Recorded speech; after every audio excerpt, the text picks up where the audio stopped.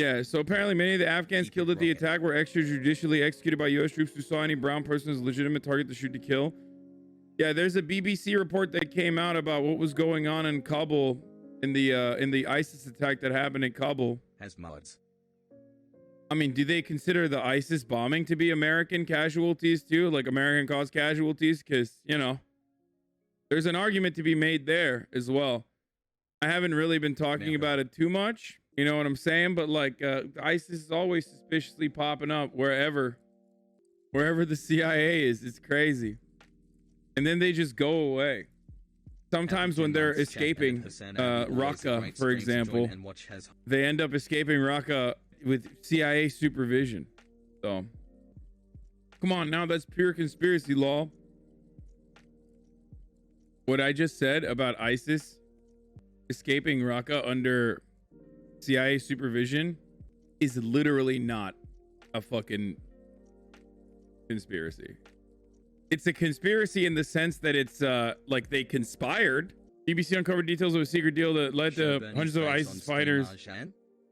My man said that's a Turkish conspiracy. What the fuck are you talking about? Literally a Turkish talking boy. Shut the fuck up. It was a deal made with the YPG. They all went to Deir ez-Zor. Yeah, totally, dude. No, you're right. That's a Turkish conspiracy. You're right. Famous Turkish State Department propaganda coming from the BBC. Turkey is making a deal with the Taliban on who runs the airport after the US leaves. That's not surprising at all. I told you guys this already. Literally one day after Taliban took over Kabul, I told you that like Dostum pulled out his fucking troops to Tajikistan, which implies that Taliban is coordinating this takeover with America and also with Turkey. And at the time, I guess it was too fresh for you motherfuckers to understand what I was saying, because everyone was still like, what? The Taliban is taking over? The Taliban is taking over Afghanistan. I was like, nope, 100%. These guys are now a legitimate. I've been telling you this since day one, that like these guys were going to be a legitimate government and they were going to facilitate deals with other like regional leaders. Some of the moves by like superpowers with interests in the region showed that. Facilitating deals with Russia to ensure that the embassy stayed intact. Taliban meeting with fucking Chinese officials and continuing the same mining contracts in an effort to continue the same mining contracts. Turkey pulling out Dostum, which is their guy. Their warlord is Dostum, and sending him over to Tajikistan rather than fighting back against the Taliban. Guess what? I was fucking right. Bill Maher's dumbass take on woke culture in Afghanistan. Oh, I love this, dude. I fucking love this. Sirhan is coming for you. Yo, that's a really funny story that I'll get into in a second, too. All right, let's just get started with like hard news first. ISIS-K threat looms over U.S. racing to evacuate Americans and allies from Afghanistan. Possible terror attack during evacuation efforts in Afghanistan. This comes after launching a deadly drone airstrike near the border with Pakistan against what's described as a planner for ISIS-K, an affiliate of the Islamic State terror group. Officials say the target was killed without any additional loss of life, backing up President Biden's promise to hunt down those responsible for Thursday's suicide bombing at Kabul airport. ISIS-K claims. What's wrong with retaliating against ISIS? There's nothing wrong with retaliating against ISIS. I just think that, you know, this bombing was rather strange. What a long, rather strange timing. They knew that it was going to happen. Process all this. It happened. And apparently a bunch of the casualties were also not just caused by the bombing, but because the U.S. military was pushing back and like shooting at everyone in retaliation. According to the BBC, that is. We'll get to that in a second. I do hope that this is just a limited strike and they don't just use this as a way to galvanize and bring in additional troops or something. Turn the 8 upside down. Claimed responsibility for the blast that killed at least 170 people. Sorry, as we know, BBC, the British broadcaster, is clearly doing Turkish propaganda in an effort to vilify America. I probably should stop using BBC as a resource, considering how much Turkish propaganda that they're doing. People, including 13 U.S. service members. The U.S. Embassy in Kabul has issued a new warning to American citizens to avoid Kabul airport due to security threats. These motherfuckers look younger than me. They are younger than you. Like, look at the faces of some of these dudes, man. They're like 19, 20, you know what I mean? 22. Less than 3. I'm 30 years old. Some of these dudes are like barely alive when 9/11 happened. And now they're in fucking Afghanistan for literally no reason. And they died. That's what we are trying to prevent. We don't want that shit to happen over and over again. That's the whole purpose behind a swift evacuation. Skylar Henry is at the White House with the latest. Skylar, good morning.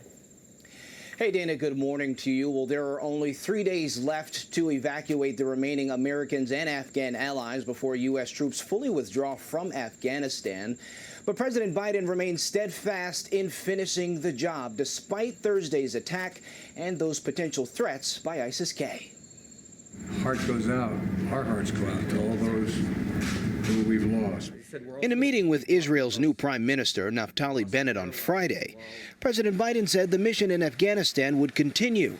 The mission there being performed is dangerous, and it's now it's come with a significant loss of American personnel. But it's a worthy mission because they continue to evacuate folks out of that region, out of the airport. The White House confirming around 4,200 more people were evacuated out of Kabul Friday evening. More than 109,000 already out since August 14th. We're also learning more about the 13 Wait, I'm a little worried. There might be TOS. service members killed in Thursday's blast. 11 Marines, 1 Army soldier, and 1 Navy medic. Max Soviak of Sandusky, Ohio. On Instagram, his sister wrote, "He was there to help people. And now he's gone, and my family will never be the same." So when you see stuff like this, and you think to yourself, oh, we should have more of this, you're a psycho, okay? When I see stuff like this, I don't think to myself, oh, more soldiers should die. I think, no, we should swiftly and immediately evacuate and retreat to ensure that this does not happen, okay? Send him home. The same. And 20-year-old Marine Riley McCollum of This motherfucker was 20 years old, dude. 20 years old. 20 years old. Wyoming. He was just a baby during the September 11th attacks. Now McCollum's widow is due with their baby in just a few weeks. Meanwhile, President Biden is drawing criticism. In Washington, some Republican lawmakers are calling for the president to resign or be impeached following Thursday's attack. Yesterday, House Minority Leader Kevin McCarthy fell short of those calls, but said there would be a, quote, day of reckoning for President Biden.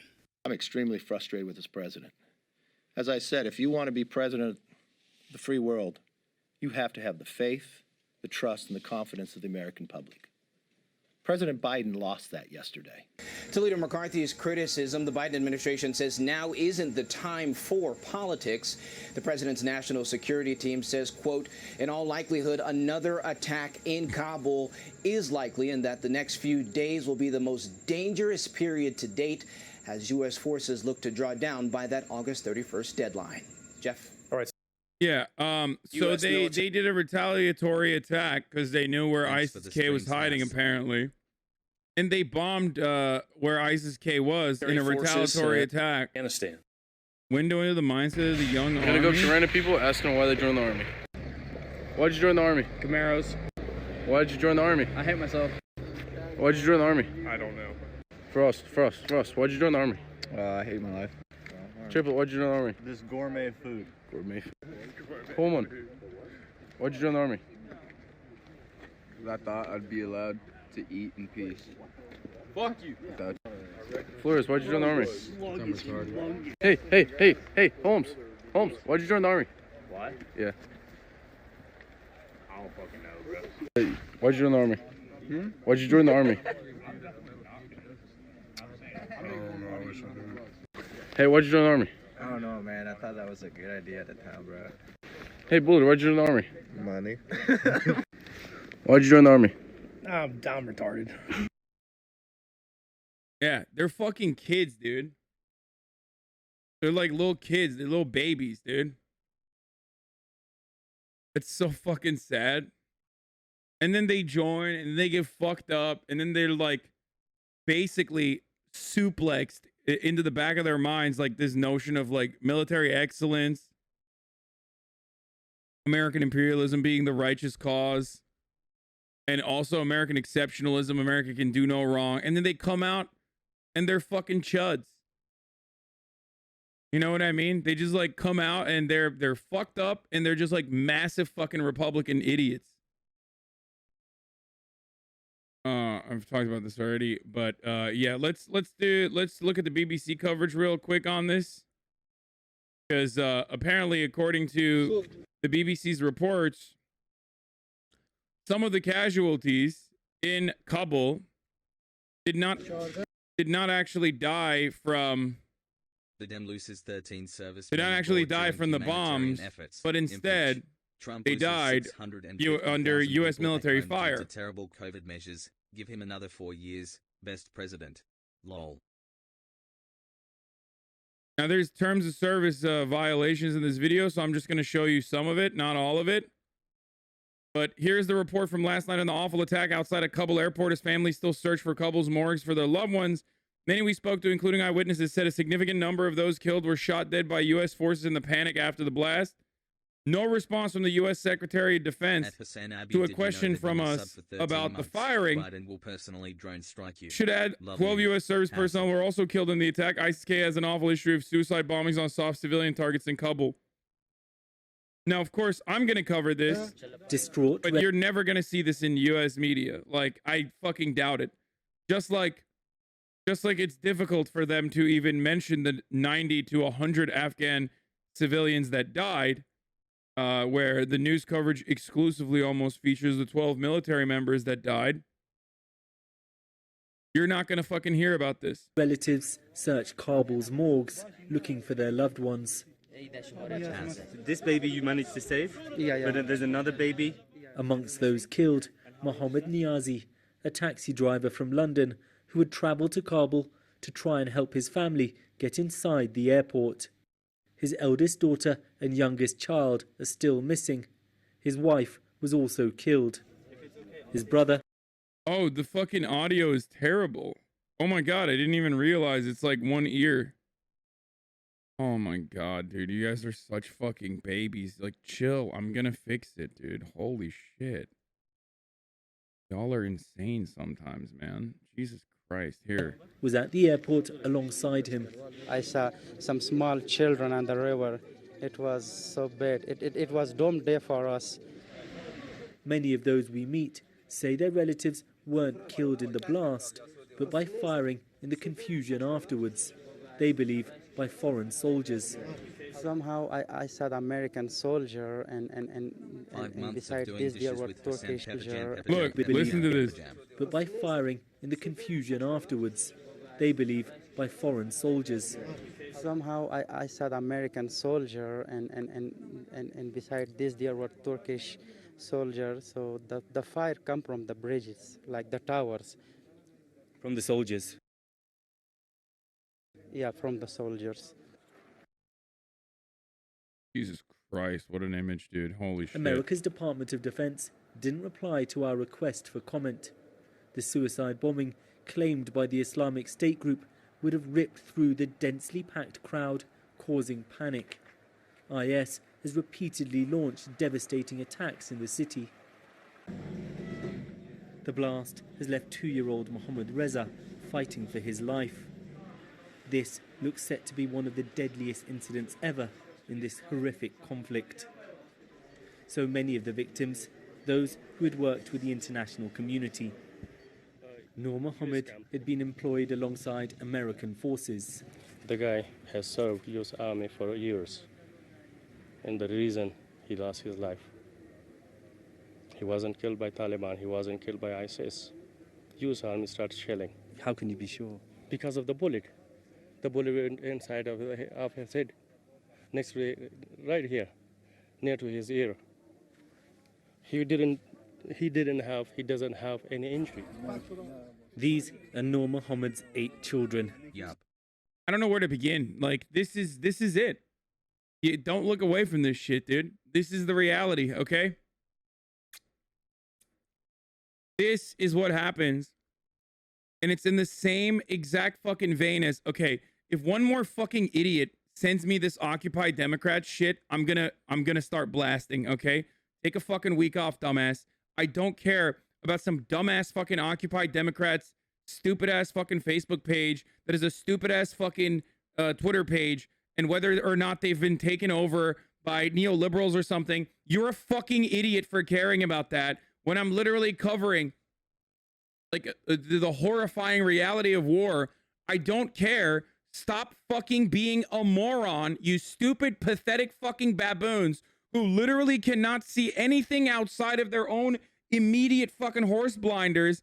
Every little thing is just like, it's like you are no different than the dumbasses who are like, XQC sneezed on stream, that come in here and they're like, XQC sneezed on stream. What do you have to say about that? XQC sneezed on stream. What do you have to say about that? You are literally the exact same energy as those fucking idiots, except the only difference is like, you're talking about some other dumbass, stupid ass, bullshit ass. Nobody cares about this shit.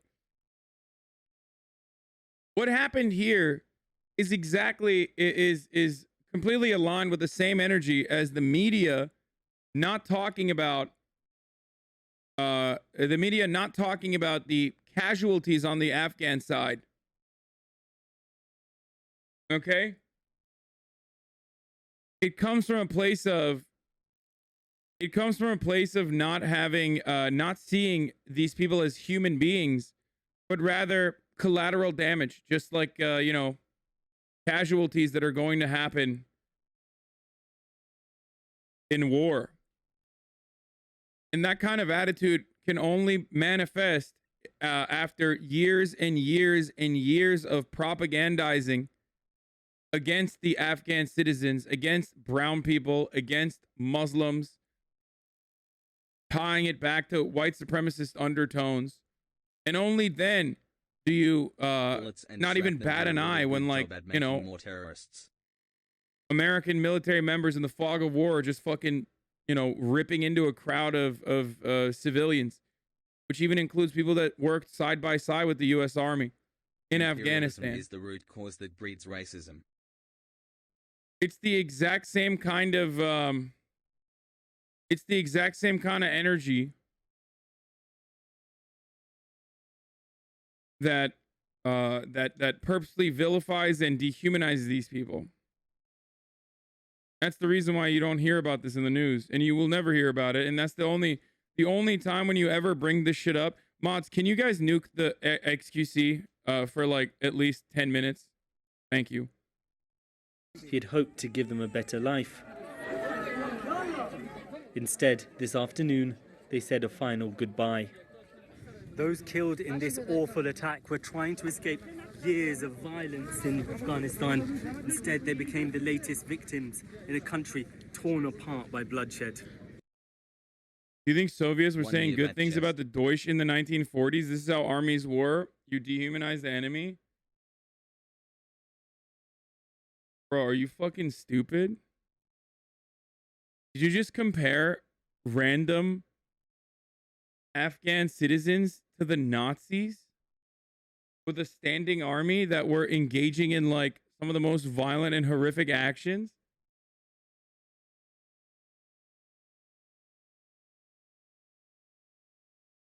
You fucking psycho. I mean, you are personally engaging in, like, you've been drip fed that propaganda so fucking hard.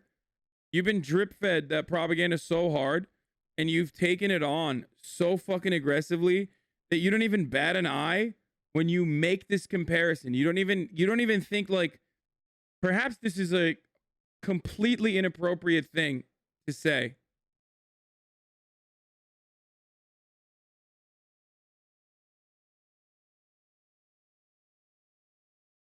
Like, they're not at war, motherfucker. America decided to occupy.